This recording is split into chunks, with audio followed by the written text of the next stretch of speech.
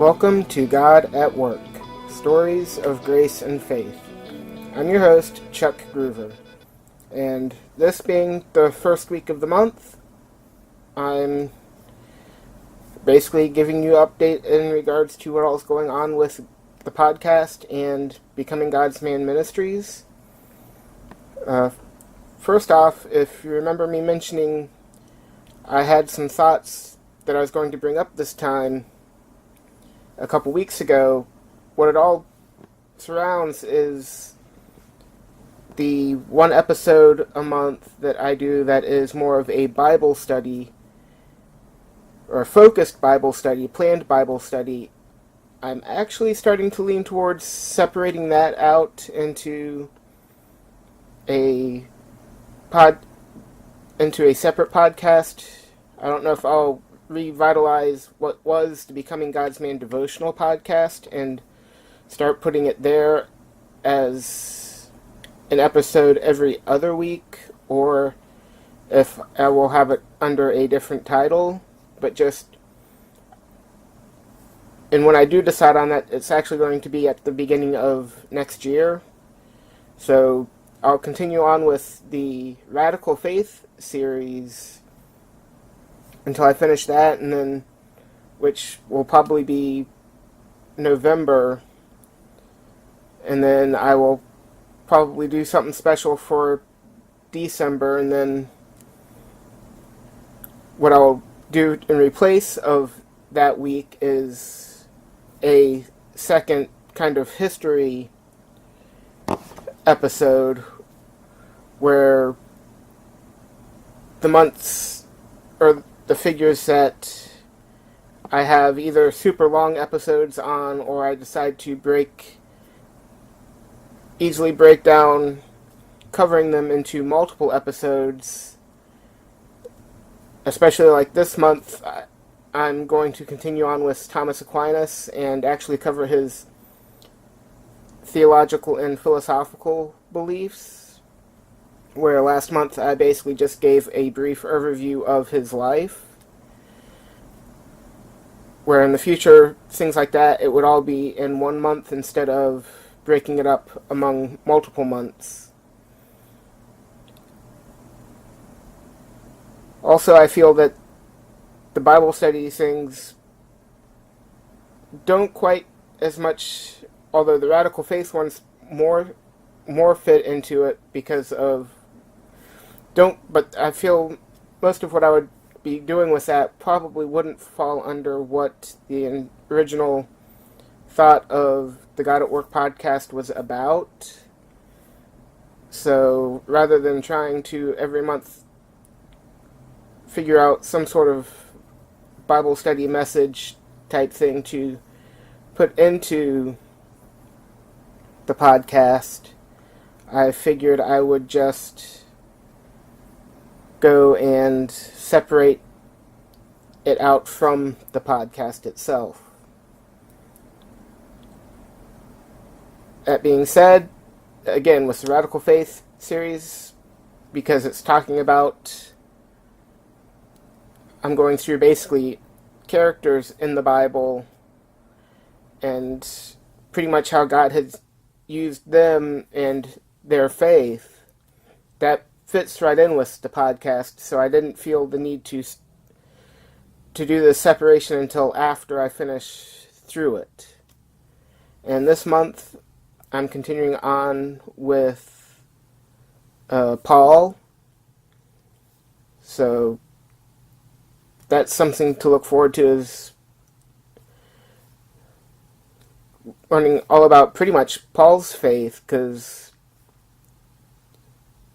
I'll get more into it, but unlike some people, he actually walked into becoming a believer knowing what he was facing, because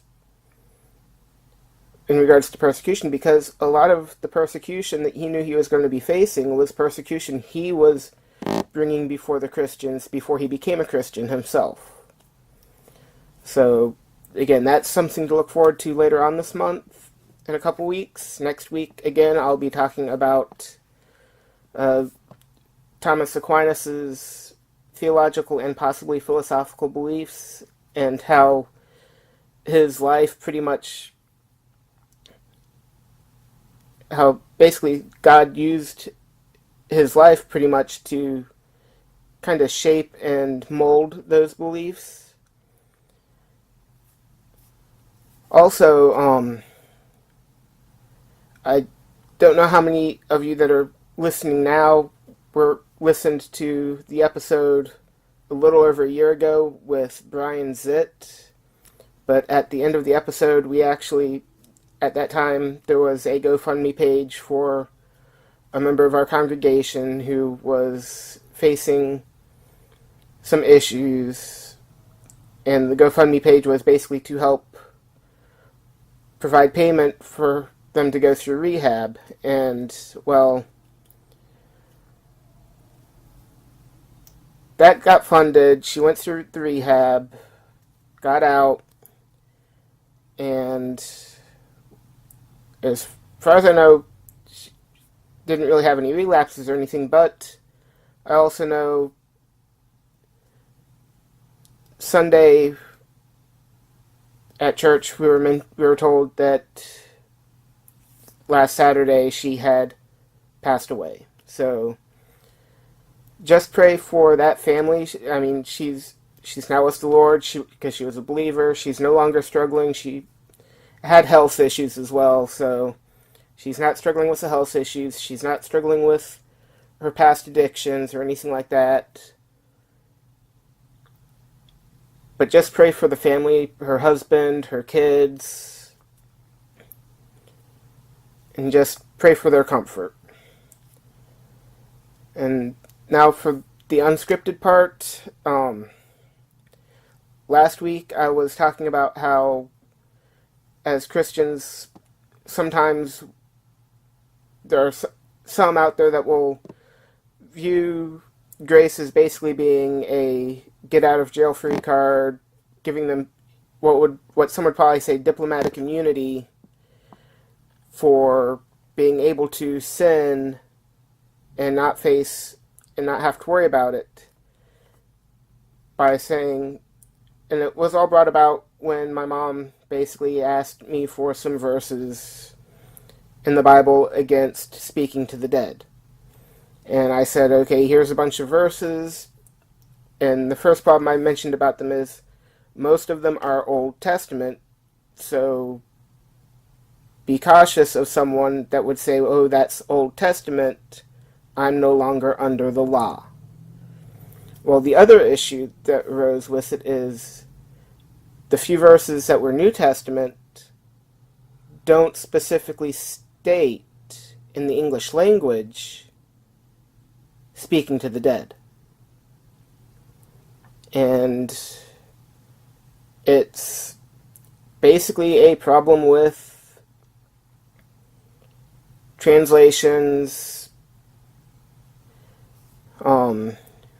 You could say it's a problem with our English language compared to the original Greek.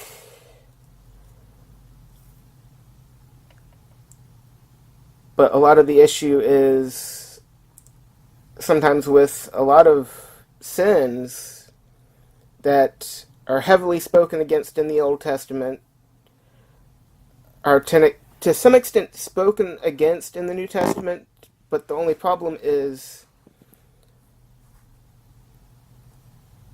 in the various iterations of the English language, those verses, basically something gets lost in translation. And again, with the concept of speaking to the dead, that is a good example. Because the verses that speak against it, the word that they use is sorcery or magic or witchcraft, which to a first century Greek person speaking Greek, they would understand those words to essentially mean, besides the connotations that we would put to it, also the concept of, in some way or form, getting into an altered state in order to communicate with spirits. So basically, in the New Testament, we have a lot of these, and actually throughout the Bible, when you look at the original languages and what they meant to the original audience, you have a lot of these umbrella terms that encompass a lot of things, but then in our modern language, those same terms aren't as wide-reaching as they used to be, like sorcery and witchcraft and magic. A lot of times we don't understand those terms in our modern language to encompass everything that it meant to a first century Greek. And a lot of times it's with that issue of people not wanting to fully look into what the Bible was actually stating at the deeper level and just do a surface skimming of it, that they would go and say, well, it doesn't speak against that because I don't see it saying anything against that sin, what you're saying is a sin, when if you dig deeper, you actually see it. And to some extent, I don't agree with them fully, but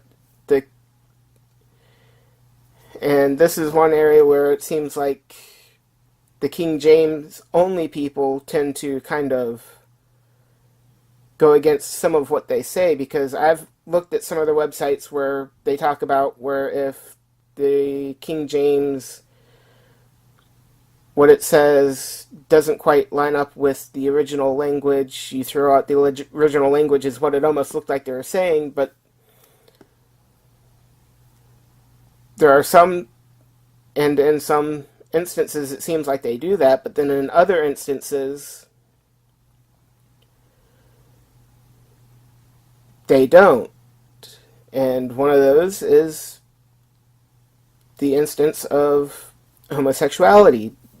It's one of those hard topics, but the Bible does call it a sin.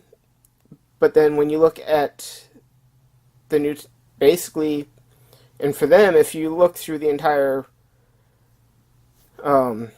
Bible, you don't see the words such as gay, homosexual, things like that specifically mentioned in the English language, or even in the King James English, but the terms that are used that in some of the other translations, which they don't like, get turned into those words in the New Testament, were, again, umbrella terms to encompass multiple things, including homosexuality and things like that. So I guess pretty much what I'm getting at is kind of a continuation of when you have to approach someone in love because of what they're doing, to help point out to them that it's a sin, not in a judgmental way, but in a way of helping to correct them, to get them back on the right path. You need to be, one, like I mentioned last week, careful of when they start to pull, of how to approach them. If they pull the, well, that's Old Testament, I believe in the New Testament, I'm no longer under the law. But also, how if they pull out the thing, also in the New Testament there's nothing that speaks against it. Point out, being able to understand that while the translations, English translations we have, don't specifically state it, through prayer, prepare yourself by looking into the verses that talk against it, maybe digging deeper to understand the original language, the original intent, to help point out to that person that, yes, the way we read it today, it might not say that, but here's what the original author more likely meant, and how the original audience more likely took this verse to mean, which is still applicable today.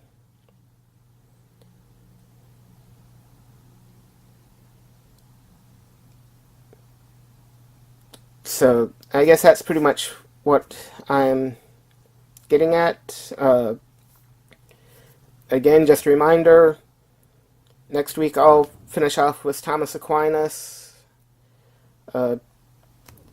In 3 weeks, or 2 weeks, basically on the today's the 7th, 14th. On the 28th, I will continue on with the Radical series covering the faith of Paul. Again, this is Chuck Groover, and that's God at Work. Thank you for listening to God at Work, Stories of Grace and Faith. You can follow us on Facebook, Instagram, and Twitter at God at Work Podcast. If you have comments, suggestions, or a story you would like to be considered for the podcast, you can email us at stories@godatworkpodcast.com. If you enjoy this podcast and want to help support us, go to patreon.com/GodAtWorkPodcast, or you can also support us by leaving us a review on iTunes or wherever you get your podcasts. God at Work, Stories of Grace and Faith is brought to you by Becoming God's Man Ministries, and is recorded and produced by me, Chuck Groover. Theme music for God at Work is by the band 39 Stripes and can be found at facebook.com/39stripes. And again, thank you for listening.